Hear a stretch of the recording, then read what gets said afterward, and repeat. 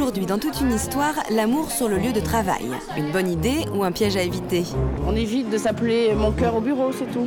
Je sais pas, ça peut peut-être permettre d'avoir des promotions pour certaines personnes. Généralement, c'est plutôt uniquement sexuel. Deux histoires d'amour au travail, toutes les deux qui ont abouti à... Un licenciement. Personne ne se doute. Si. Sa femme? Sa femme, elle lui a posé la question un jour, carrément, oui. Sa femme lui a dit « Mais tu couches pas avec ta secrétaire ?» Et elle lui a répondu « Oh non, elle est trop vieille pour moi. »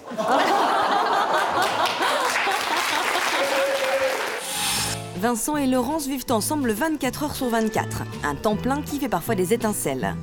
Et si je vais pas dans 3 minutes remettre du jus dessus, eh ben je suis dans la merde. 3 minutes. Non, c'est pas ça va. Cheval, alors arrête comme ça. Tu me faisais le sandwich. Je peux pas faire la plonge. Moi, je peux pas faire les lasagnes. Ah, ça y est, ça commence, les conneries. Je l'ai fini, les sandwichs, tu vas voir. Ça va, c'est fait. Trop tard. Mais ce qui m'énerve, c'est qu'ils s'occupent toujours de ce qu'il faut pas. Et moi, je m'occupe toujours de ce qu'il faut pas chez lui. Voilà. En fait, on s'y cherche constamment. Voilà. Bonjour à tous. Bonjour à nos invités, bonjour à tous. Merci de nous recevoir, bienvenue sur le plateau de Toute une histoire. S'il est un lieu a priori où chacun se raisonne pour se dire que l'amour y est absolument interdit, c'est bien le bureau. Le bureau. Et pourtant, un couple sur 8 se forme au bureau.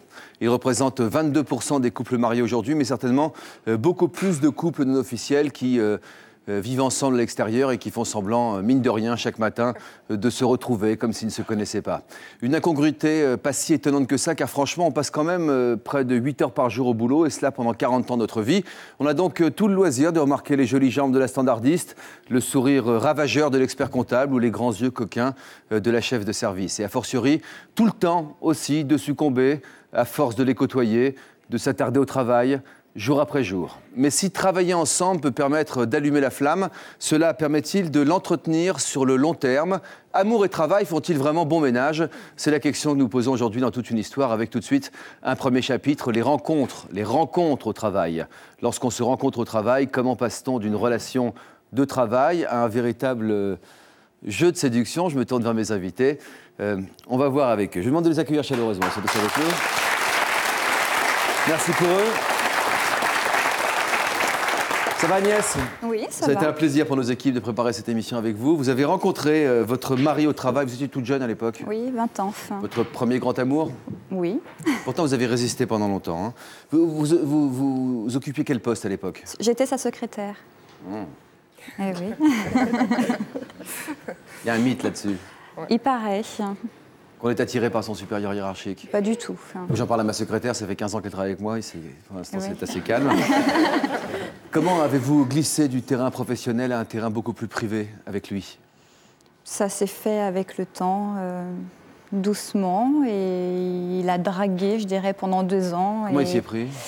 Des petits mots gentils, des petits sourires avenants, toujours agréables en fait. Et vous voulez résister dans un premier temps? Il était accompagné, il vivait avec quelqu'un. Il était accompagné, et voilà.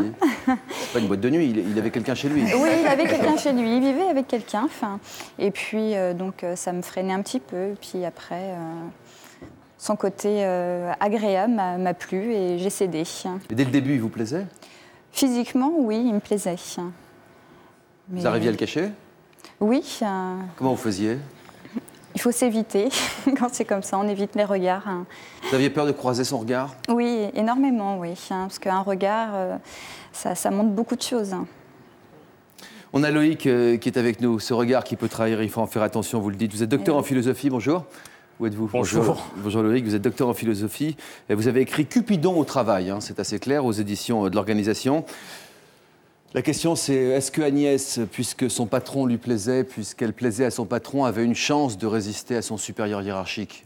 On passe tellement de temps au travail qu'en plus, pour la secrétaire ou l'assistante, elle passe beaucoup plus de temps avec son patron qu'avec son propre conjoint, si elle en a un. Et donc, par le fait, ils vont vivre des choses plus ou moins difficiles au travail, des choses parfois joyeuses. Et tout ça, à un moment donné, les relations professionnelles, il peut se créer une forme d'affection. Et de l'affection à la relation amoureuse, il n'y a pas très très loin. Regardez ces premiers reportages. Selon vous, les histoires d'amour au bureau sont légion. Vous avez même établi une loi mathématique à ce sujet. L'explication avec ces premières images. J'aurais mon entreprise et j'aimerais pas d'aller en boire un café, voir 2 de mes salariés en train de se bécoter. On se cache pas plus que ça, non. On évite de s'appeler mon cœur au bureau, c'est tout. Je sais pas, ça peut peut-être permettre d'avoir des promotions pour certaines personnes. Moi, généralement, ça complique rarement les choses parce que les choses sont claires dès le début. Généralement, c'est plutôt uniquement sexuel. Un cours sans sucre? Et voilà peut-être le début d'une belle romance entre collègues. En France, une personne sur deux a déjà eu une aventure au travail, ce qui fait beaucoup cogiter les chercheurs. L'un d'entre eux, Loïc Roche, a mis au point une loi statistique qui quantifie les relations sexuelles entre collègues. Explication. J'ai élaboré ce que j'ai appelé la loi de Cupidon, qui dit cette chose tout à fait simple, que chaque homme et chaque femme, en fonction de deux critères, qui sont à la fois l'ancienneté et le nombre de personnes de l'entourage professionnel, vont développer un nombre très précis de relations intimes sur le lieu de travail. Ce nombre précis, c'est un partenaire sexuel différent tous les 7 ans. Appliquons donc la loi de Cupidon à une entreprise de 200 salariés où l'ancienneté moyenne est de 5 ans. Effectif multiplié par ancienneté, le tout divisé par 7, on arrive à 143 collaborateurs qui ont eu des relations sexuelles avec des collègues. Le lieu de travail est un lieu formidable puisque j'y passe quand même 220 jours à peu près sur une année, que c'est un lieu où je me présente en général plutôt mieux que ce que je peux être parfois dans le privé. Je fais davantage attention à l'autre et donc c'est un lieu tout à fait intéressant. C'est très certainement le premier lieu pour faire des rencontres. Premier lieu de rencontre peut-être, mais ça n'explique pas tout. Alors pourquoi pause café et pot d'anniversaire se transforment presque inévitablement pour certains en rendez-vous sur l'oreiller? C'est une façon, par rapport à un milieu qui devient de plus en plus rude, qui devient de plus en plus difficile, où les relations hiérarchiques sont parfois relativement aseptisées, où on ne sait plus dire merci lorsque le travail est bien fait, c'est une façon de reconstruire de l'humain, de reconstruire du vivant, comme si on voulait se tenir un petit peu chaud dans un monde qui parfois peut apparaître extrêmement froid. Qu'est-ce que vous en pensez?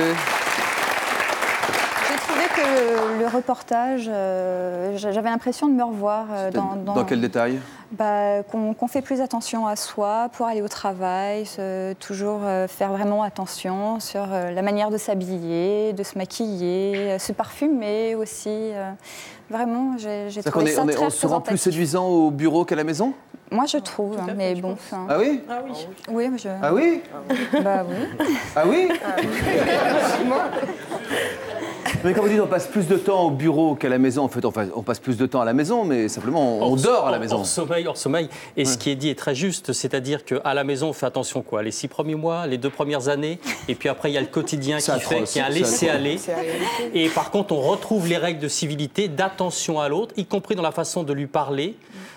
C'est au travail et c'est pas chez soi, c'est malheureux, mais c'est un constat. Alors vous avez une règle assez précise qui intéressera, je pense, nos spectateurs, à commencer par moi-même, qui suis un spectateur assidu de l'émission. Selon vous, quiconque passe plus de 7 ans dans une entreprise va presque automatiquement y trouver un partenaire. 7 ans. C'est-à-dire qu'au bout de 6 ans, il faut s'en aller? C'est une moyenne, donc un petit peu comme les divorces qui interviennent en moyenne tous les 7 ans. La plupart des divorces, c'est 2-3 ans. Et très souvent sur le lieu de travail, les relations vont se faire plutôt avant. Parfois, elles se font très tard. Attention, la loi de Cupidon, c'est indicatif, c'est pas prédictif. Donc votre conjoint qui est peut-être depuis plus de 7 ans dans l'entreprise, c'est pas pour ça qu'il vous a trompé. C'est une moyenne quand même. C'est une moyenne. Chasse-t-on plutôt parmi ses collègues de même niveau ou plutôt vers ses inférieurs hiérarchiques ou ses supérieurs hiérarchiques? Il y a une étude américaine qui montre très précisément que parmi toutes les femmes qui prétendent avoir eu une aventure amoureuse, une femme sur 2, c'est avec son patron. Loïc, ça vous étonne cette statistique? Les femmes sont plus franches, généralement. 62% des hommes et 71% des femmes, c'est-à-dire qu'on est bien au-delà de la moitié, on dépasse les 2 tiers, déclarent avoir déjà eu une relation amoureuse au travail. Ça inclut évidemment les célibataires en grande majorité, mais pas seulement les célibataires. Ça vous étonne? Non, parce qu'encore une fois, lorsqu'on parle de fidélité en amour, ça a du sens. La fidélité, par contre, sexuelle à son partenaire, je crois que c'est déjà beaucoup plus discutable. On a de très beaux couples qui tiennent 20 ans, 25 ans, 30 ans sans se tromper l'un l'autre, mais la plupart du temps, il y a quand même une multiplication des partenaires. Isabelle, vous avez l'impression que dans un cadre du travail, un chef est plus sexy? S'il a une position hiérarchique beaucoup plus haut, oui. Pourquoi? Je sais pas, peut-être le fait de se dire que du fait qu'il soit chef, il gagne peut-être plus d'argent. Il y a des choses qui peuvent attirer aussi. Les hommes politiques disent que le pouvoir est le plus grand des aphrodisiaques. Je suis assez d'accord. Si vous aviez à choisir, vous direz plutôt M. Bayrou ou M. Sarkozy? J'ai pas le droit de dire ça, effectivement, on est en pleine campagne. Carton rouge, oula. Vous avez d'abord, Isabelle, eu une aventure amoureuse avec un supérieur hiérarchique. Vous avez eu 2 aventures. Oui. On va les détailler parce que vous êtes récidiviste, comme on dit. Est-ce que vous l'auriez remarqué dans un premier temps s'il avait été juste un simple employé ou le fait qu'il soit votre supérieur hiérarchique, ça a changé des choses? Mais il n'avait rien pour lui. C'était quelqu'un de très banal. Il n'avait rien pour lui. De timide.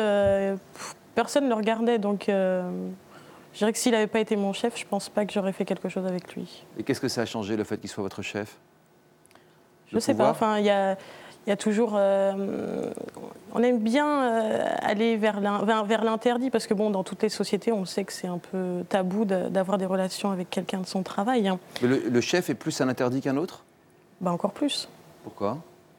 Je dis... généralement, les hommes sont souvent mariés, donc bon, on se dit... ça, vous l'aviez pas dit, ça.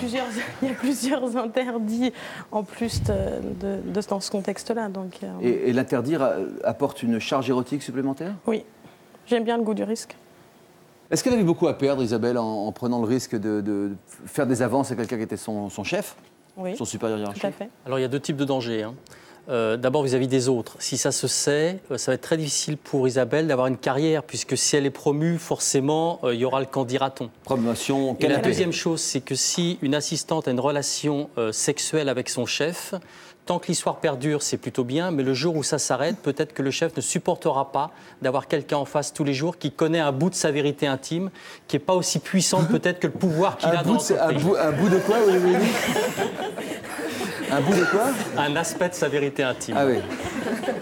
Vous avez pesé le risque de cette façon, Agnès, quand vous... Moi, pas du tout, non. J'ai pas été avec lui parce que c'était mon supérieur hiérarchique. Il aurait pu être homme d'entretien. C'est exactement la même chose. Enfin, aujourd'hui, il a une autre secrétaire, en tout cas. Oui, tout à fait. On en parlera tout à l'heure. Isabelle, vous avez été licenciée 2 fois. Après cette première aventure sentimentale, donc avec un chef, vous ne vous êtes pas arrêtée là. Vous avez vécu une seconde histoire d'amour. Cette fois-ci, c'est vous qui étiez le chef. Eh oui. Quand vous êtes tombés dans les bras l'un de l'autre? Ça a été long parce qu'il y avait différentes contraintes. Ce monsieur-là était marié aussi, donc il a fallu faire un peu de... On y a été quand même doucement. C'est qu'il fallait le rassurer? Oui, et puis bon, qu'il passe le pas de tromper sa femme. Ça vous dérange pas, ça? Ça m'a dérangé un petit peu au départ, mais bon, je me dis, la personne est grande et elle doit savoir ce qu'elle veut, donc... Ça vous dérange, vous, visiblement? Oui. Ouais. Oui, parce que c'est une forme de trahison, quelque part. Je parle venant de la part de... De celui qui est marié, monsieur, ou de celle. Exactement. Vous en pensez quoi, Agnès? Je pense que on ne maîtrise pas tout non plus dans la vie. Enfin, moi, quand j'ai rencontré mon mari, parce qu'il est devenu mon mari par la suite, j'avais 22 ans. Et lui? Il en avait 25. Donc après, il y a aussi la jeunesse. Peut-être qu'à 35 ans, j'aurais pas du tout fait la même chose, je me serais pas lancée. 22 et 25, c'est vrai que c'est jeune. Laura est avec nous. Bonjour, Laura. Bonjour. Comment allez-vous, Laura? Je suis ravie d'être là. Ah bon? Oui. Vous n'êtes pas vraiment là, Laura, vous voyez? Oui. Vous êtes à moitié là. Pourquoi vous n'êtes pas complètement là avec nous? Bien, parce que si je peux pas me faire voir, c'est parce que je risque de tout perdre. Perdre quoi? Mon patron et mon histoire d'amour. Donc vous aussi, vous avez une histoire d'amour avec votre patron, comme Agnès tout passé, mais enfin ça a été quelque chose d'important, le déclencheur de l'histoire. Mais vous n'avez pas rencontré cet homme sur le lieu de travail. Comment vous êtes tombée amoureuse de lui? Ça a duré au moins 10 ans. On n'a pas touché à rien pendant 10 ans. On n'a pas touché à rien pendant 10 ans. Double négation, on n'a pas touché à rien, ça veut dire on a touché à tout, hein, si je traduis bien. Comment vous l'avez rencontré? Dans quelles circonstances? Vous étiez quoi par rapport à lui? Au début, on était juste une relation par rapport à son travail. Quel travail? Il était avocat. Et vous étiez avocat. Sa cliente? Voilà. On avait plus ou moins lié des relations amicales. Donc vous étiez sa cliente et vous êtes devenue... Sa secrétaire. Comment vous êtes devenue sa secrétaire?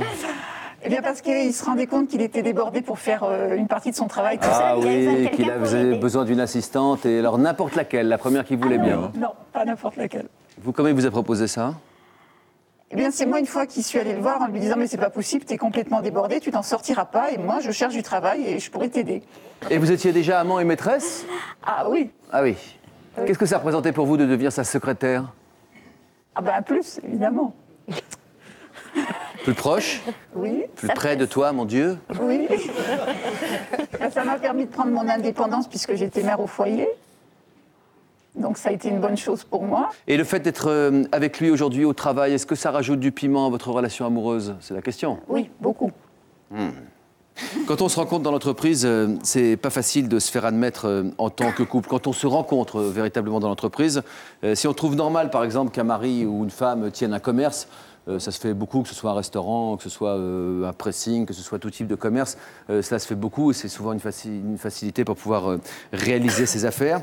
Et on a beaucoup plus de difficultés à accepter qu'ils soient employés dans la même société. Quel regard porte-t-on sur les couples qui vivent et travaillent ensemble dans une grande entreprise comme vous? C'est ce dont nous parlons tout de suite avec Isabelle. 2 histoires d'amour au travail, toutes les 2 qui ont abouti à... Un licenciement. Enfin, 2 licenciements. Dans les 2 cas? Dans les 2 cas. Comment se fait-il? Il ne devait pas apprécier que... Enfin, on me l'a dit clairement lors des 2 entretiens qui, au départ, n'étaient pas... Le sujet de mon licenciement n'était pas la relation au travail. Mais lors de l'entretien, on m'a clairement fait comprendre que c'était ces relations extra-professionnelles qui gênaient. Donc il y a une différence entre l'officiel et l'officieux? Tout à fait. Comment vous êtes fait choper? On ne s'est pas fait choper. Je dirais que bon, il y a eu toute une... On s'est vu... Enfin, on est sortis ensemble pendant 2 ans, de manière cachée. Et suite à cette histoire, je suis tombée enceinte. Et le monsieur m'a gentiment dit qu'il voulait pas que ça se poursuive. Donc, il avait des enfants par ailleurs, lui? Non, pas celui-ci, c'est le suivant. Tout à fait. Donc toute cette histoire, ça retourne un petit peu. J'ai été malade, j'ai manqué un peu le travail. Et les absences se sont remarquées. On a vu, quand j'ai envoyé des arrêts maladie, quand ils voyaient d'où ça venait, ils sont assez vite... Il y a beaucoup de gens qui ont fait qui ont compris. Et puis un jour, quand je suis revenue, on m'a fait une réflexion. Je me suis engueulée avec une collègue. Et puis on m'a dit que j'avais outrepassé le respect, que j'avais pas respecté cette femme-là. Mais est-ce que dans les règles de l'entreprise, il était clairement stipulé qu'on n'avait pas le droit d'avoir une histoire de couple? Non, c'était pas stipulé, mais bon, on nous le faisait sentir. On vous disait clairement que dans l'entreprise, c'était pas souhaitable, en tout cas, que les personnes se... Mais comment? Il y a toujours des petits ragots dans les entreprises où les gens nous disent ah tiens, il y avait un tel qui avait dû être avec un tel, et puis bon, on ne sait pas pourquoi. Hop, changer de service. Tout à fait, où il y a quelqu'un qui a dû interdit partir. chez vous? Tout à fait. Ah bon? Oui. Dans votre contrat de travail, c'était indiqué? Non, c'est pas indiqué dans le contrat de travail. Règlement intérieur? Non plus. Mais on n'a pas le droit. C'est comme ça. Tous les couples qui se... Dans les us et coutumes, on s'aperçoit qu'à chaque fois qu'il y avait un couple. Voilà. Pour ma part, j'ai été mutée à la suite quand j'ai annoncé que j'étais enceinte et que je me mariais. Donc ça fait 2 d'un coup quand même. Oui, ça fait beaucoup. Mais j'ai été mutée 1 mois après. On vous a séparés l'un de l'autre professionnellement? Voilà, professionnellement, oui. Donc vous avez été, vous, directement licencié. Alors ça, oui. c'est... Donc pour un motif qui était... fallacieux. Ça ne vous a pas empêché de continuer? La seconde fois, vous avez pris des précautions, plus de précautions sans doute, pour que personne ne s'aperçoive de ce qui s'était véritablement passé. Comment vous êtes-vous organisé avec, cette fois-ci, cette personne qui était, alors, le terme n'est pas joli, mais inférieure hiérarchique, on dit? Je dirais que quand on est échaudé une première fois, on essaie quand même de se protéger professionnellement et personnellement la deuxième fois. Donc ça, c'est celui que vous avez rencontré par téléphone? Tout à fait. Comment vous y êtes prise pour vous faire attraper? Je dirais que ça s'est passé, je vous dis, au début, personne ne le savait parce que je lui disais qu'il n'appelle pas au boulot, il appelait que sur mon portable. Enfin bon, on se cachait bien. Et puis bon, un soir, ce monsieur finissait plus tard, donc je lui dis, si tu veux, je vais t'emmener à manger. Donc je lui avais amené un petit plat chaud. Et, gentil, ça. Non, mais c'est gentil, vous n'étiez pas obligé.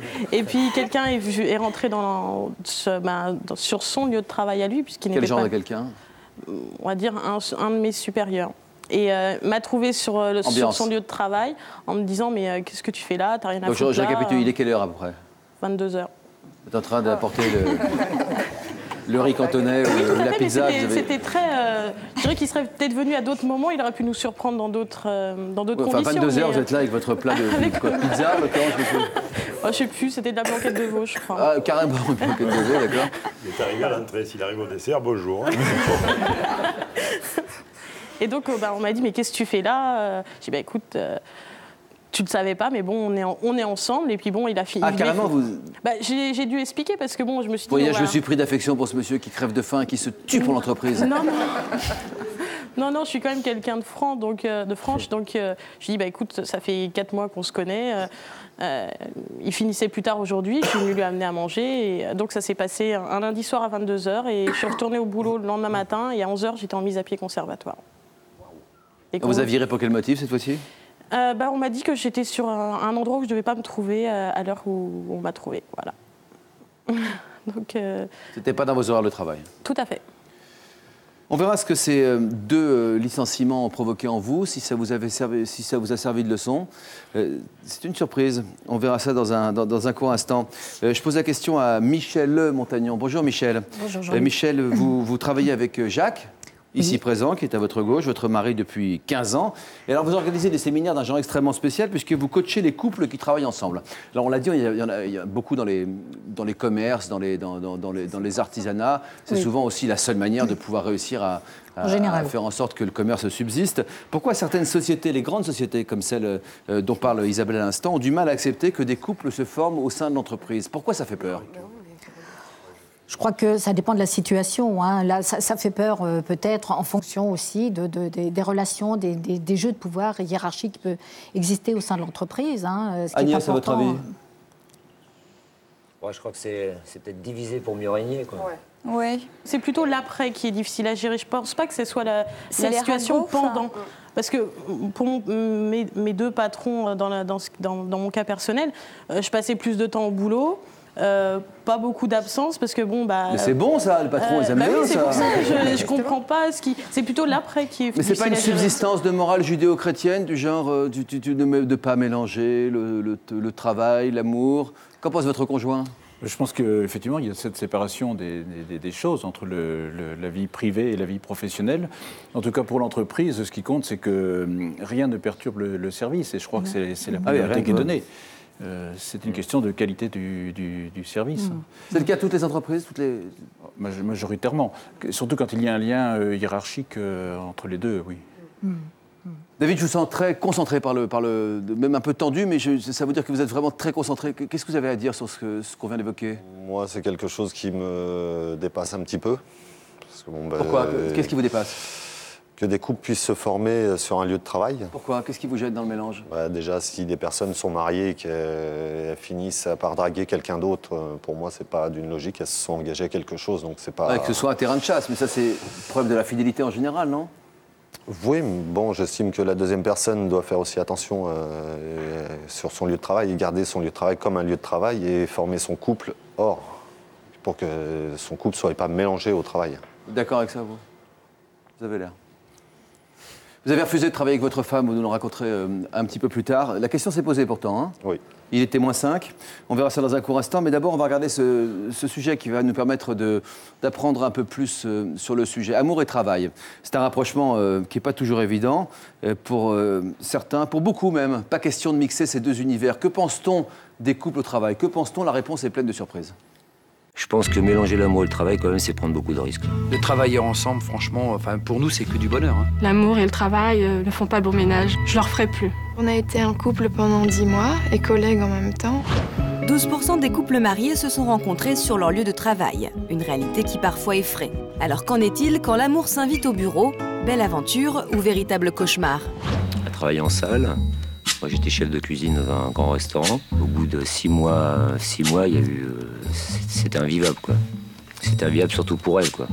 C'était des jalousies, des remontrances, même de la part du directeur, quoi. C'est ce qui nous a incité, de toute façon, à partir. Je travaillais dans la restauration rapide et j'étais très amoureuse de mon directeur, à force d'être systématiquement en contact, parce qu'on fait les mêmes horaires et puis on se voit beaucoup. On a caché notre relation tout le temps que ça a duré. J'aurais jamais imaginé que je sortirais avec quelqu'un du restaurant. Il n'en était hors de question à la base. Donc au départ, moi je voulais garder la relation secrète. Puis c'est toujours mal vu une relation au travail, je trouve. Mais lui m'a dit, moi j'ai pas honte de ma relation, donc je veux que tout le monde le sache. Donc j'ai laissé faire. Je regrette. C'est vrai que le jour où j'ai monté mon restaurant avec ma femme, il y avait une hiérarchie, c'est vrai que j'étais le supérieur. Ouais. Je lui en demandais de plus en plus, quoi. Mais le problème, c'est comme elle ne disait jamais rien, moi, je me rendais pas compte qu'elle en faisait de plus en plus, quoi. La comptabilité, s'occuper de la famille, s'occuper de l'enfant. Ça se terminait en pleurs, ça se terminait en engueulade.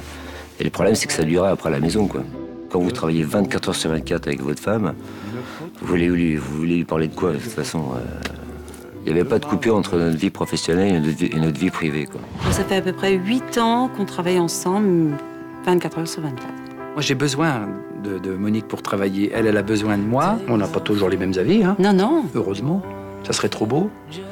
Mais on arrive toujours à trouver un terrain d'entente. On peut se disputer 5 minutes avant de jouer, mais sur scène, c'est terminé. On avait pris la décision de pas travailler au même moment. Moi, on était vus ensemble et peut-être moi, on se douterait de notre relation. Tu travailles lundi, ok, donc moi, ça sera mardi, et puis ça se passait comme ça. Et au bout de 10 mois, il a décidé de me quitter. Il m'a pourri la vie complètement, d'un point de vue personnel comme d'un point de vue professionnel. Il s'est servi du travail pour faire pression sur moi par rapport à notre histoire qui était complètement privée. Quand je sais que je vais le voir au travail, quand je me lève le matin, j'ai envie de téléphoner à mon chef et lui dire que je suis malade.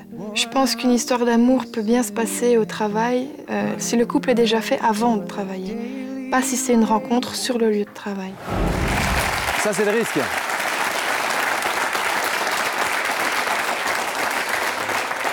Et puis il y a tout ce moment délicieux aussi où on est avec la personne et on fait en sorte que les autres ne le sachent pas. Hein, Agnès? Eh oui, c'est vrai. Donc vous avez attendu 1 an avant de craquer aux avances de votre patron et pourtant, dès le premier regard, vous le trouviez à votre goût? Non, ça s'est fait avec le temps. Ça n'a pas été un coup de foudre. Hein. Je ne l'ai pas vu la première fois et je suis tombée raide dingue de lui. Ça s'est fait avec le temps. Enfin, il était pris, hein? Il était pris, il était en couple, il n'était pas marié. Oui. Vous avez patienté 3 ans, en tout cas, avant de dire que vous étiez en couple avec votre supérieur au cadre de l'entreprise. Oui. Pourquoi avoir caché cette liaison aussi longtemps, une fois que vous étiez avec lui? Quand on est amoureux, c'est vrai qu'on a souvent envie de le crier au monde entier, quoi. C'est vrai, mais c'était un choix personnel du fait qu'on avait des exemples autour de nous dans notre société où les couples formés, où c'était officiel, ils étaient dispatchés dans un autre service. Donc, mais en ça, fait, c'était grave pour vous, ça? Ah bah oui, moi vous aviez envie bien... de rester ensemble? Oui, j'aimais bien. Mais il y avait aussi... quand on est avec quelqu'un au début, on a envie d'être toujours avec lui. Oui, c'est vrai. C'est vrai, mais c'était le soir, c'était... Et pendant la journée, vous arriviez à vous retenir de ne pas voir un petit geste? Oui. Déjà, dans notre société, tout est surveillé. C'est des bureaux paysagers, donc c'est pas des bureaux cloisonnés. Et comment vous faisiez pour vous contrôler? Ah bah, ça se contrôle, on prend sur soi et le soir, on se rattrape. Et moi, j'étais bien comme ça, même si c'était difficile pour ma part de faire la différence entre le milieu professionnel et le milieu privé, parce que j'avais du mal à ce qu'ils me disent au travail, fais-moi ci ou fais-moi ça. Et pourtant, c'était votre chef?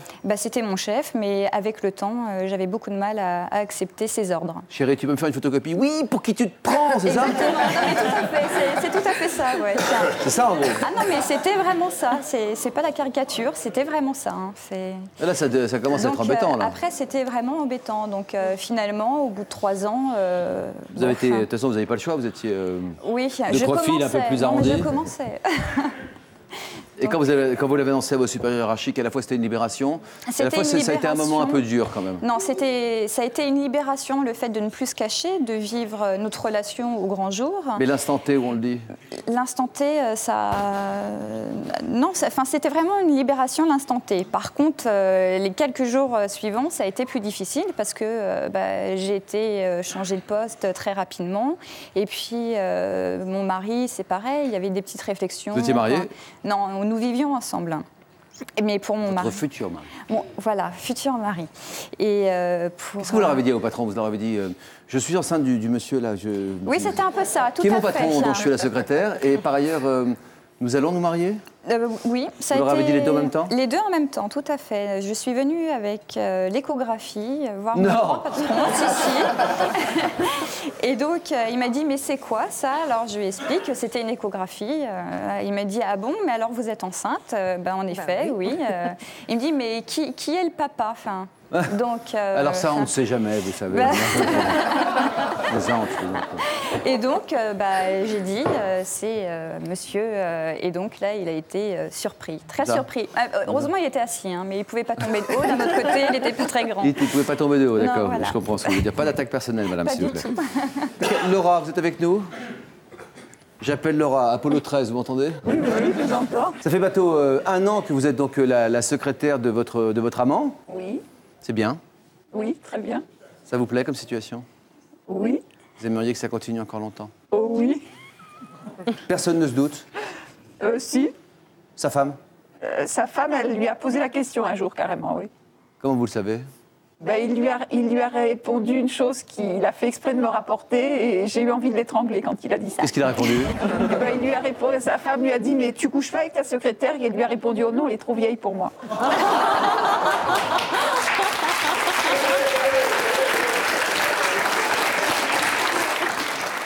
Quelle tête ont fait vos collègues quand ils ont découvert que vous étiez avec un homme depuis 3 ans dans l'entreprise dans laquelle ils sont tous? Alors, certains étaient surpris en disant félicitations, on s'en doutait pas, vous avez bien caché. Et d'autres, par contre, étaient gênés vis-à-vis de mon mari parce qu'il faisait des petites réflexions à par mon rapport à tout ce égard. qu'il vous avait dit à vous. Voilà. Parce qu'on passe le film. Et donc, là, ils étaient vraiment gênés. Ouais. Je comprends. Thierry, vous avez rencontré votre ex-femme dans un restaurant. Souvent, dans un restaurant, on travaille en famille, ne serait-ce que pour des raisons financières, parce que c'est difficile de gagner de l'argent quand on a un restaurant. Vous étiez employés tous les deux, vous comme chef, elle en tant que serveuse. C'est un couple qui suscitait des jalousies auprès des autres. Quelles remarques vous aviez auprès des autres personnes du personnel? Des jalousies envers, surtout en plus c'était un grand restaurant où il y avait beaucoup de monde, il y avait beaucoup de serveuses, il y avait 15 à 16 serveuses. Une grande brasserie ou... Non, un grand restaurant. Un grand restaurant, on va dire. Dans quelle région? Un restaurant branché à Paris. À Paris. À Paris. Et donc ça a créé tout de suite des jalousies parce que vous êtes le chef, donc vous êtes un peu, je dirais entre parenthèses, un peu haut placé, le coach. Oui, c'est celui qui donne des ordres. Voilà, qui chef, gueule, oui, qui crie, qui gueule, donc je sais pas, ça impose. Et ça a créé tout de suite des jalousies avec les autres serveuses, avec même le personnel de cuisine. Pourquoi? Parce que vous gueuliez moins sur les autres? Je gueulais peut-être un peu moins sur certaines personnes, oui. Sur elle, bien sûr. Ah oui, c'est ça. Et puis ça crée des jalousies parce qu'on croit que, comme elle est plus ou moins avec le chef, elle a des avantages, quoi. C'est le cas? Malgré vous? Un petit peu, ouais, peut-être. Un petit peu, ouais. Quel genre? Parce que moi, j'ai pas su cacher comme madame, j'ai pas su cacher mes sentiments. Moi, je suis quelqu'un de tactile, donc il y avait... De temps en temps, je touche...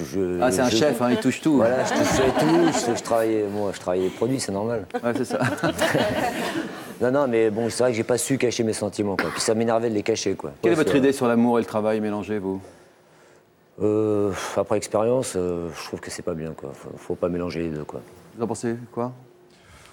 Moi, le fait de donner si ça donne des avantages ou quoi que ce soit, c'est vrai que c'est pas logique. Et les gens soient jaloux après, bon, ça s'explique aussi. Ouais, de toute façon, que ce soit avec votre future femme ou autre, quelqu'un d'autre dans le travail, il y a toujours des certains avantages, quoi. Je veux dire, avec le directeur de salle, vous devenez copains, il y a des avantages, il y a toujours... Ils sont liés à la hiérarchie directe, là c'était différent, parce que là c'était une des serveuses, si j'ai bien compris. Vous savez, dans la restauration, avec les serveuses, vous avez toujours des affinités, plus qu'avec d'autres. Oui, mais ça c'est dans tous les boulots, hein, quand même. Hein. Ouais, voilà. Il y a des complicités, quoi, naturelles, des affinités électives, comme on dit. Laurence et Vincent, vous travaillez vous aussi dans la restauration. Vous avez monté votre affaire, Laurence, avec ce monsieur qui est à votre droite, qui s'appelle Vincent. Et chaque jour, vous donnez, j'ai l'impression, sans compter à ses côtés, comme on fait dans la restauration. Les 35 heures, ça vous inspire quoi? C'est un autre débat, nous sommes... Avant de travailler, ce n'était pas votre boulot, vous étiez préparée pour être préparatrice en pharmacie. Je suis préparatrice en pharmacie, oui. Pouvez-vous comprendre à votre droite et à votre gauche, Isabelle et Agnès, qui parlent pas de jalousie, un peu de jalousie? Ah si, beaucoup, oui. Beaucoup de jalousie? Ouais, jalousie. Pas spécialement. Non, moi je comprends difficilement, pour ma part. Mais chacun c'est son propre cas personnel. Nous, le fait de travailler tous les deux, déjà, on n'est pas dans une grosse boîte, une grosse entreprise où il y a énormément de gens. Le contact que nous avons, c'est avec la clientèle, donc c'est complètement différent. La clientèle sait que vous êtes ensemble? Ah bah oui. Comment ça? Ah bah oui, ça se voit. Oui. Ils nous côtoient quotidiennement. Nous avons un bar-restaurant de quartier, nous avons des gens qui sont à la Seine-sur-Mer, sur Toulon, joli coin. à côté. On couche au-dessus, On habite l'appartement au-dessus, au-dessus, ouais. donc... Ah ouais, donc vous ne vous... Ah non, c'est vase clos. Vous allez nous expliquer comment on fait pour tenir quand on est quasiment 24 heures sur 24 ensemble. Parce que est-ce que c'est dans les gènes... Autrefois, je pense qu'on ne se posait pas la question, mais aujourd'hui, on se la pose un peu plus facilement. Est-ce que chacun n'a pas le droit à son jardin secret, par exemple? On va en parler dans un instant. Travailler en couple, c'est passer énormément de temps ensemble, c'est supporter d'être avec l'autre, c'est être aussi son supporteur et en même temps essayer de se retrouver là-dedans. C'est un exercice compliqué que tout le monde n'est pas du tout capable de supporter.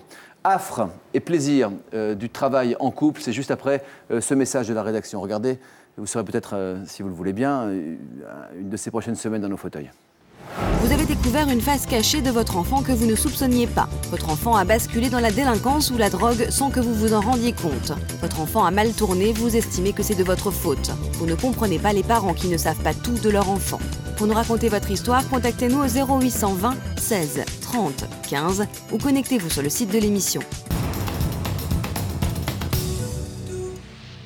L'infidélité peut sauver un couple. Sûrement pas. Ça a sauvé mon couple, bien sûr. Ça sauvera pas un couple. Jamais. Pour moi, elle l'a détruit. La tromperie, la fidélité, c'est l'épreuve. C'est pas un obstacle, c'est l'épreuve de l'amour. Prochainement, dans toute une histoire, l'amour à l'épreuve de l'infidélité. C'est l'histoire de Cécile, trompée pendant 2 mois par son mari. N'importe comment, j'étais là-bas, mais j'étais près de toi. Mais je le sais. Aussi bizarre que ça puisse paraître, c'était comme ça. Mais je le sais, puisqu'à peine t'étais arrivé, tu me téléphonais. Je suis malheureux, je suis perdu, qu'est-ce qui m'arrive? Il rentrait, je lui demandais s'il avait mangé, s'il n'avait pas mangé, je lui faisais à manger. Je lui faisais même plus qu'à manger parce que je l'attendais, je le séduisais, je lui faisais l'amour. La première fois que vous avez trompé Thomas, c'était pour booster quoi? Déjà, c'est pas de la tromperie. Parce que tromper, c'est caché. Voilà, exactement. Nous, on se cache rien. On allez faire l'amour avec quelqu'un d'autre alors. Voilà. Cathy et Thomas sont un couple libre. Mais attention, même dans l'infidélité, il reste des règles à respecter. Leurs amants, ils les choisissent ensemble. On cherche une maîtresse.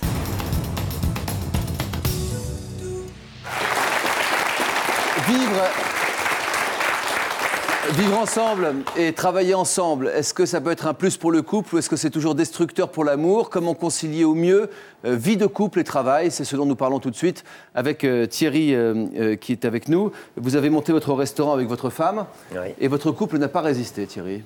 Au bout de quelques années, vous êtes séparés. Qu'est-ce qui s'est passé, à votre avis, avec le recul?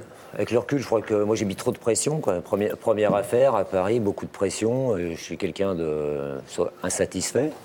Je crois qu'aussi ma femme m'a suivi dans mon rêve. Mon rêve, c'était de monter un restaurant. Elle était serveuse. Elle m'a suivi dans mon rêve.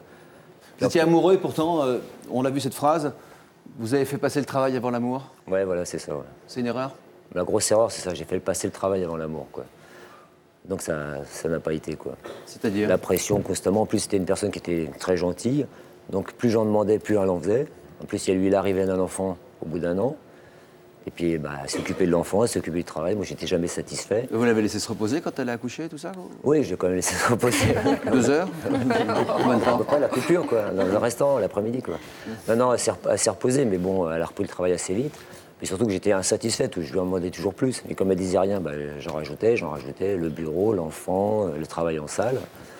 Jusqu'au moment où elle a craqué, quoi. Mais Agnès disait que c'était difficile quand on a quelqu'un qu'on aime au bureau, dont on est l'inférieur hiérarchique. Oui. À la maison, on arrive à peu près à égalité, et puis au bureau, tout d'un coup, l'autre lui dit tu me fais ça, tu me fais... Oui, mais c'est dur.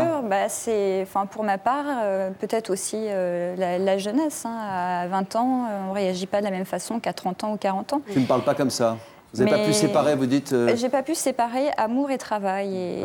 Et c'est vraiment pas facile de faire la part des choses. Ça crée même une tension. Moi, je voyais en cuisine, des fois je sortais en salle de saluer les clients. Je me retournais vers le bar, je disais à ma femme, tiens, deux petits alcools de melon pour mes amis. Elle me regardait, elle me disait, t'as qu'à les faire. Il y a des petites tensions comme ça. Et à la fin, je sortais plus en salle, le stress, l'angoisse. Qu'est-ce qui était devenu insupportable pour votre femme au bout de 3 ans? C'est que je parle tout le temps de mon métier, quoi. Que je sois en vacances, que je sois à l'extérieur. Moi, j'ai pas réussi à poser ma veste en cuisine le soir. On peut être très très près de l'autre et pourtant se perdre de vue. Ah oui, tout à fait. Moi, je passais 14 heures par jour avec ma femme et puis on s'est perdu de vue. À la fin, on se parlait moins, on se parlait plus, quoi. Comment ça peut être possible? Qu'est-ce qu'on oublie en route? Ses sentiments, quoi. Je crois que la priorité, c'est la femme que vous aimez, c'est l'amour, quoi. Vous en pensez quoi? Nous, on ne réagit pas comme ça. Enfin, moi, personnellement, je ne réagis pas comme ça. Enfin, c'est pas facile pour vous tous les jours non plus. Non, c'est pas rose tous les jours, mais il y a des très bons moments aussi. Mais bon, ce qui est déjà bien, c'est qu'il est changé. Qu'il ait compris. Qu'il ait compris. J'ai compris, bien sûr. Et ça, je me suis analysé, j'ai compris mes erreurs. C'est génial parce aujourd'hui, que, apparemment, il a une énorme passion pour la cuisine. Voilà, aujourd'hui, c'est des vraies passions. Je passerai ma famille, parce que j'ai mon fils aussi qui a 8 ans, je passerai d'abord ma famille et après mon travail. Bien sûr. Ça, c'est clair, c'est ce que j'ai compris. Votre femme habite toujours près de vous? Ah non, malheureusement, elle est redescendue dans le sud. Et vous êtes à Paris? Moi, je reste toujours à Paris. Ouais. Ça bouffe le boulot, hein? Ouais, le boulot, je vous comprends. C'est plus ma priorité maintenant, aujourd'hui. Ah bon? Non. Même un chef? Même un chef. Même un chef de cuisine? J'aime ce que je fais, mais ce ne sera plus ma priorité, quoi. Si je dois passer 2 heures de plus avec mon fils, je passerai 2 heures de plus avec mon fils. Comment il s'appelle? Il s'appelle Tom. Je lui passe un bonjour. Salut Tom. Salut Tom. Ça va Tom? Laurence, vous travaillez donc en pharmacie, vous étiez préparatrice en pharmacie. C'est vous qui avez voulu travailler avec Vincent. Pour quelle raison? Déjà, à l'époque, quand nous nous sommes rencontrés, j'étais sur Marseille. C'est pas très loin de la Seine-sur-Mer. Quand vous faites la navette tous les jours... Il y a combien de kilomètres? 60. Ça fait 120 km par jour. À l'époque, mon fils avait 4 ans et demi. Vous auriez pu aller vers lui à la Seine-sur-Mer et trouver un boulot dans une pharmacie? Au départ, c'est ce qui était prévu. Et alors? Après, c'était... C'est vous qui l'avez voulu? Disons que ça a été un peu d'un commun accord. Je suis d'accord, mais qui est-ce qui a... C'est moi qui lui ai demandé, en réalité. Voilà, c'est moi qui lui ai demandé la question de venir m'aider à redresser la situation dans le restaurant. Pourquoi ça allait mal dans le restaurant? Oui, très mal, ça allait très mal. Ça déclinait, la clientèle déclinait, quoi. Donc, il fallait changer le concept cuisine, il fallait faire autre chose. Et puis d'un commun accord, là, bon. C'est quand même risqué, hein, dans les moments difficiles comme celui-là, de se lancer avec sa femme. C'est qui tout double? C'est qui tout triple, hein, parce que si on gagne, c'est... Oui. J'espère que vous arrivez à en profiter, parce qu'aujourd'hui, vous avez redressé le restaurant. Oui, bien sûr. Mais vous arrivez à y prendre du plaisir, de partager ensemble. Comme on dit, on est content de l'avoir fait ensemble. Maintenant, ça devient un jeu. C'est-à-dire? Maintenant, c'est un jeu. C'est-à-dire? C'est-à-dire qu'au départ, moi, je suis arrivée là-dedans, j'y connaissais pas grand-chose, à part que j'adore cuisiner, j'adore manger. Et je lui ai dit, écoute, voilà, je me donne 6 mois. Si dans 6 mois, je ne suis pas capable de faire tourner le restaurant, tu prends un cuistot. Pas mal de se dire, on se donne un délai, un véritable délai. Si on est capable de s'y tenir, évidemment. Et bon, maintenant, ça fait 7 ans. Ça fait 7 ans que vous vivez, que vous travaillez ensemble, que votre vie se déroule au restaurant sous le regard des clients, entre coup de gueule, coup de cœur. Aussi. Le moins qu'on puisse dire, c'est que vous ne vous ennuyez pas. Reportage.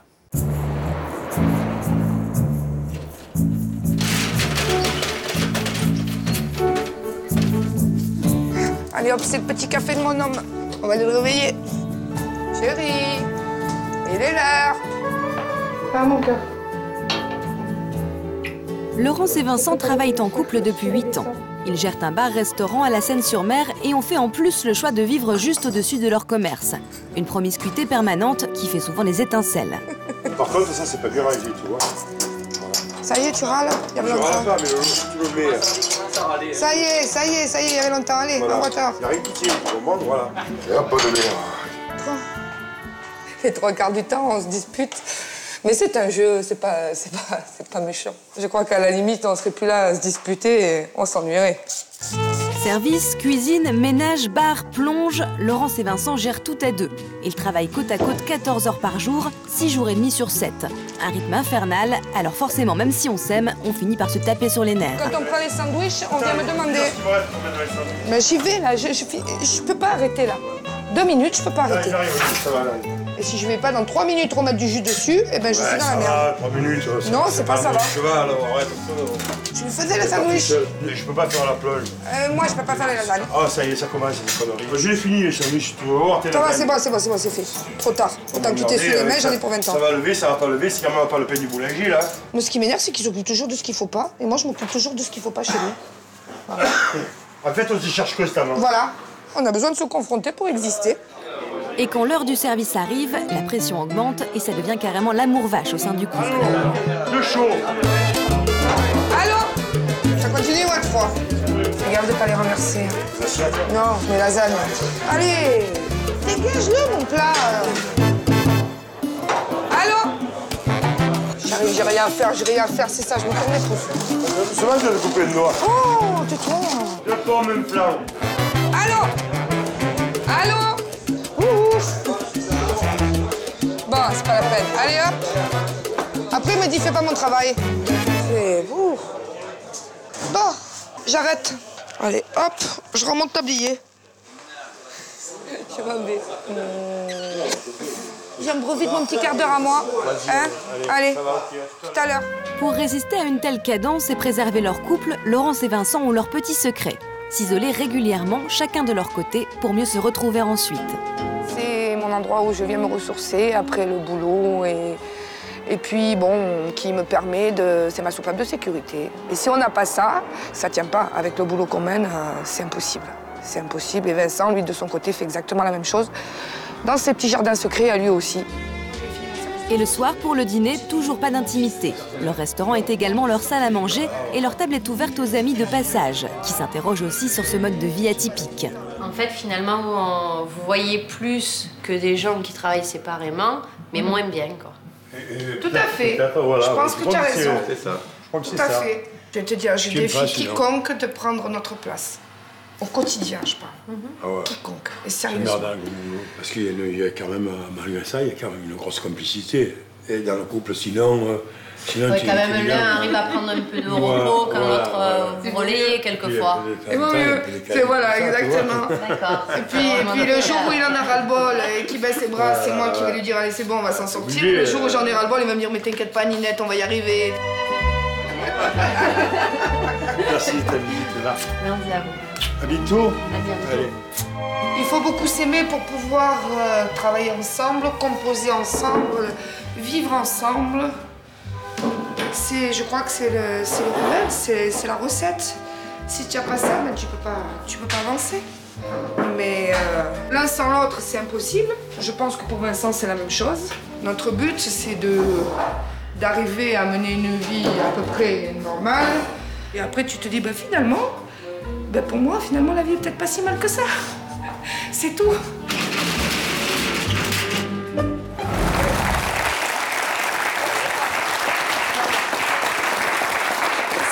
Ça. C'est ça? C'est tout à fait ça. Ça la partie jardin secret, il faut avoir ce moment où à soi. Et c'est un peu de l'égoïsme, mais il faut avoir ce moment à soi pour pouvoir... Le restaurant, il est ouvert combien d'heures par semaine? De 7h à la fermeture, c'est-à-dire 23 heures. Combien de jours par semaine? 6 jours et demi par semaine. C'est fermé le dimanche matin? Dimanche après-midi. Qui tient le restaurant pendant que vous êtes ici aujourd'hui? Mon fils et un ami qui a pris ma place en cuisine, qui est cuisinier et qui ne travaille pas en ce moment, qui nous a remplacé. confiance? Ah oui, sans problème. Et pourquoi vous ne vous libérez pas un peu plus? J'ai l'impression que c'est devenu un peu une drogue, non? Parce que il faut être constamment sur la brèche, parce que... Et puis vous avez connu des périodes difficiles, vous? Oui, très difficiles, très difficiles. Je suis content pour vous que vous en soyez sortis comme ça, parce que je sais ce que ça représente comme volonté, comme travail. Et madame, je sais qu'à ses côtés, vous n'y êtes pas pour rien. Ma question, c'est l'amour dans tout ça. Est-ce que travailler ensemble, ça vous a permis de mieux vous connaître, de plus vous apprécier?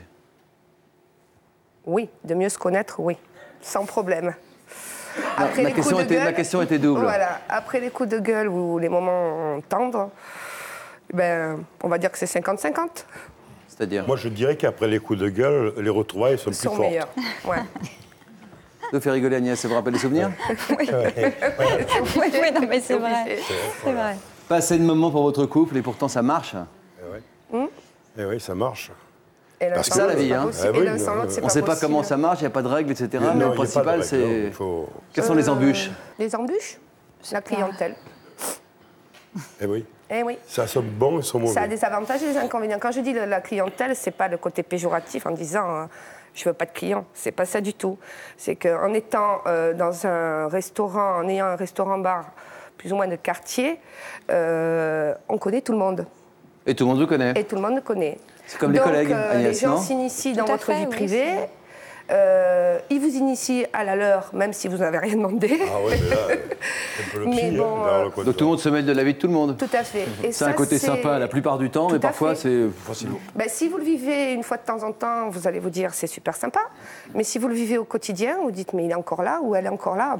Bon. Agnès, dans votre vie d'entreprise, au bout de 3 ans, quand vous avez annoncé à tout le monde que vous étiez avec cet homme depuis 3 ans et que personne ne le savait, qu'est-ce que ça a changé dans le regard des autres, dans les remarques des autres? Parce que ce moment de coming out, comme on dit, où on se révèle, qu'est-ce que ça a changé pour vous?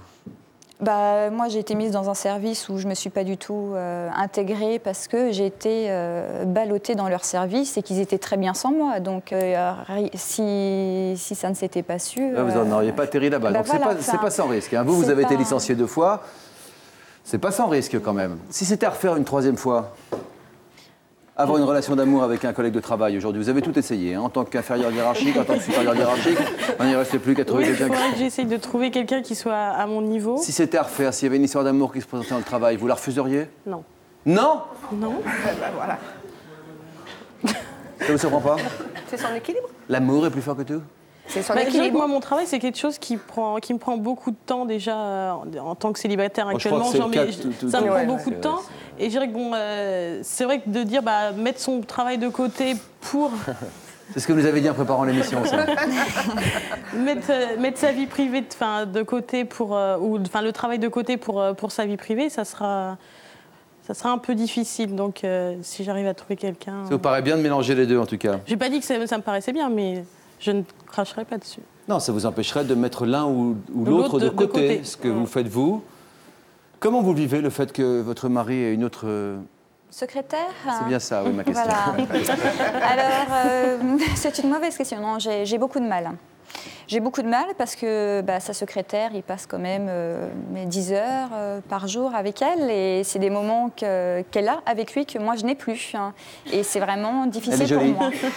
C'est pas Claudia Schiffer, non, mais je suis rassurée parce qu'on en a parlé avec mon mari et donc il me rassure. Hein. Maintenant, c'est peut-être pour me faire plaisir, mais bon, je l'ai vu, je sais que c'est... Non. Ça allait comment? Elle est... c'est pas du tout son genre de femme. Et puis j'essaye de me rassurer aussi en me disant ça. Hein. Vous n'êtes pas complètement convaincu. Vous faites attention. Agnès, vous nous avez dit ça en préparant l'émission. Oui, mais c'est vrai. Je suis Ah oui, jalouse. quand on a été dans la position de l'autre. Hein. C'est une maladie. La jalousie, c'est... Non, mais c'est vrai que c'est une maladie. Hein, mais ça crée des tensions. Vous vous souvenez de Laura qui était avec nous en duplex masqué, comme on dit dans cette émission. Laura a dit que la femme de son amant, se sentait protégée parce que vous êtes, je cite entre guillemets, trop vieille. Voilà. Et moi, je ne suis pas jalouse. Non, mais elle. Ah oui, elle est très, très jalouse. Et elle a de bonnes raisons de se méfier. Hein. Peut-être, oui. C'est rassurant pour moi, merci. Pourquoi vous avez refusé de travailler avec votre femme? Vous êtes homme à la maison? Oui, 5 enfants. Vous êtes homme à la maison, vous occupez de 5 enfants. Oui. Je demande à monsieur d'être applaudi par le public, s'il vous plaît. Ça, c'est un boulot à temps plein. Et quand il n'y a personne qui pleure, c'est que ça ne va pas durer, hein, donc, généralement. Donc, il y a toujours des cris. Oui. Pourquoi vous avez refusé un poste dans la même entreprise que votre femme? Parce que je préfère privilégier ma vie de famille, mon couple, plutôt que de risquer mon couple par rapport au travail. Et ça ne m'intéressait pas du tout de risquer ne serait-ce qu'un quart de mon couple pour le travail. Quel est le risque pour vous? Le fait d'être toujours ensemble, de toujours avoir le contact ensemble, de se lasser en fin de compte. Et... Vous avez été plus loin, vous nous avez dit travailler ensemble tue l'amour. Oui.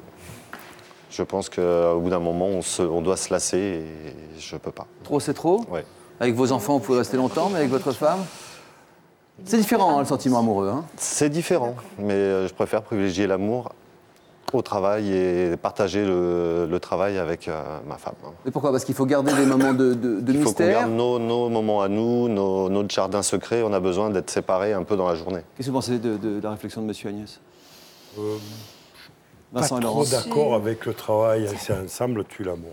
Excusez-moi, Annie. Quand on travaille ensemble, on n'a plus rien à se dire, dit David, Agnès. Mais ça dépend de plein de cas, ça dépend le secteur d'activité. Je pense que vous, c'est alors, vraiment vous êtes toujours variable. ensemble. Vous encore, vous avez vous avez encore des choses à vous dire? Ah oui, heureusement. À part le travail, hein. On est bien d'accord, oui. Nous, on avait des choses à se dire parce qu'on avait, en dehors du travail, des activités extra-professionnelles qu'on poursuivait. Donc, des passions communes à l'extérieur. Oui. Ça, c'est peut-être une clé. Ouais, je pense un peu comme lui. Je crois que ça tue l'amour quand même, à force. Alors, est-ce que c'est un mélange qui peut devenir explosif? C'est la question qu'on posait au début de cette émission. Amour et travail, si certains s'épanouissent en cumulant vie privée et puis vie au boulot, c'est sans doute quelque chose d'assez risqué. Pour les autres, vivre et travailler ensemble, c'est comme traverser un parcours avec des grands obstacles, toujours prêts à affronter.